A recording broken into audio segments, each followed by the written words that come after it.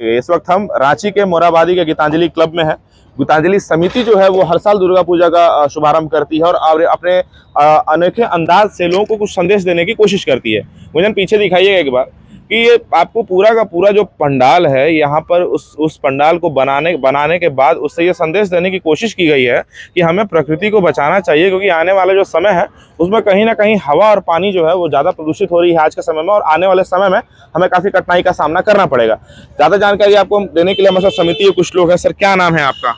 BC Jha मेरा नाम हुआ। ये हम अभी रास्ते से गुजर रहे थे, ये थीम हमें दिखा कि बांस की बल्लियां हैं, नर्सरी से प्लांट मंगाए गए हैं, और उसके बाद जो आपकी जो बाउंड्री वाले हैं गुंजन यहाँ दिखाई है, बहुत ही यूनिक लग रहा है। हालांकि ये क्या जेन्युइन है या लगाया है आपने? ये बाउंड्री वॉल है, लेकिन इस पर जो ये गांठ लत जो आप देख रहे हैं, ये ओरिजिनल है और ये हम लोगों के द्वारा पूजा के आयोजन में लगाया गया है। और हमारा पूजा पंडाल हर वर्ष एक नया संदेश लोगों को देता है। नहीं, एक सवाल मेरा है सर आपसे, हालांकि ये पूछना तो नहीं चाहिए, नॉर्मल सी चीज़ है कि पता है कि लोगों को संदेश देना चाहिए, लेकिन ये कॉन्सेप्ट मन में कहाँ से आया कि इस बार जो है कि कोई थीम नहीं, जैसा भी हम और भी जगह घूम रहे थे तो वहाँ पर किसी मंदिर का स्वरूप दिया गया है पंडाल को, या फिर कुछ अन्य कॉन्सेप्ट लोगों के, तो ये प्राकृतिक लुक देने का कॉन्सेप्ट कहाँ से मन में आ गया? ये इसके पीछे कारण है कि कुछ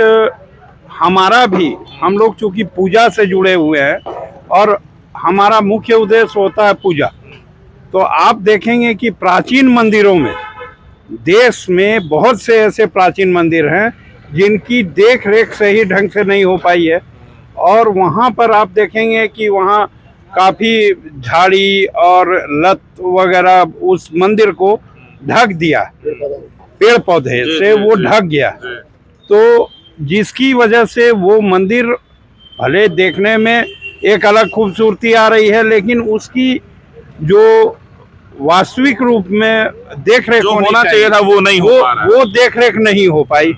तो हम लोगों ने ये संदेश देने का भी कोशिश किया कि हमारे जो सनातन धर्मी हैं वो प्राचीन मंदिरों पर भी ध्यान दें और वैसे मंदिरों को प्राकृतिक रूप से भी सुंदर बनाया जा सकता है, सहेज के रखा जा सकता है। मतलब अगर देखभाल की जाए तो उन चीजों के वो हम सजो के रख सकते हैं आने वाली पीढ़ियों के लिए। सर, ये बताइए कि कितना बजट इसमें लग गया अब तक, और क्या कुछ बजट है इसको बनाने में, क्या कुछ लागत आई आप लोगों की? ये 21 लाख का बजट है टोटल। कितना? 21 लाख का। 21 लाख का 21 लाख का बजट है। पंडाल, मूर्ति और सारा लाइट पेट मिला के 11 लाख रुपए का पंडाल है, और 2 लाख रुपए का मूर्ति है, और 2 लाख रुपए का लाइटिंग है, 2 लाख रुपए का साउंड है, बाकी अदर खर्चा सामग्री का, पूजा सामग्री का, ये सब मिला के कितने साल से ये जो आपकी गीतांजलि क्लब है कितने साल से? 1977 से हो रही है सर। 77 से ये चीज चला आ रहा है। और कितनी भीड़ इस क्लब में आ जाती है आपके पूजा पंडाल में?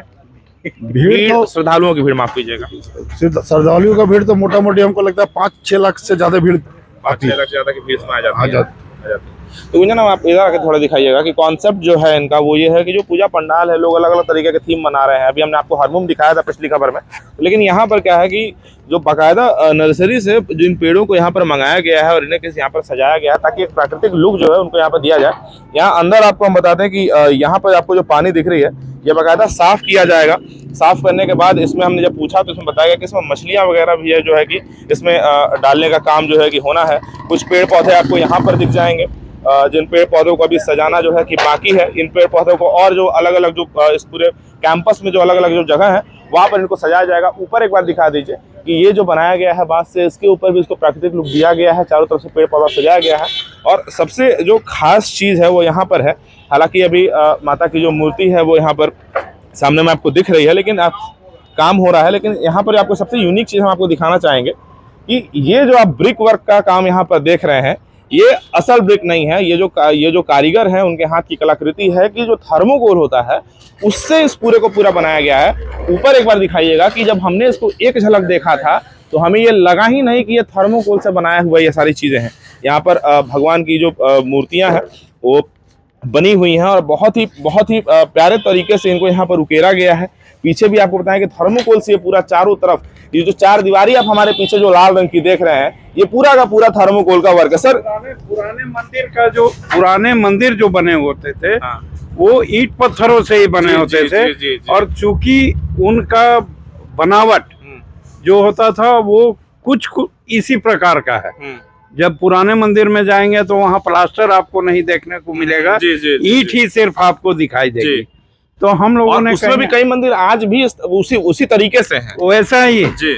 और वो उनको सहेजा जा सकता है, उनको सहेज के सुंदर बनाया जा सकता है। हम आसान भाषा में इनकी बात को हम आपको समझाते हैं। मान लीजिए कि अगर इनकी उम्र 50 वर्ष हो रही है और मेरी उम्र अगर 25 वर्ष है, तो ये इस 50 वर्ष की उस उम्र में हम जैसी जो पीढ़ी है, जो अब आ रही है या आने वाली जनरेशन है, उनको ये विरासत में देना चाहते हैं कि हमें प्रकृति से प्यार करना चाहिए, हमें अपने धर्म को पहचानना चाहिए और हमारे धर्म में कितनी खूबसूरत चीजें हैं, क्या विरासत हमारी है, उसे संजो कर रखना चाहिए।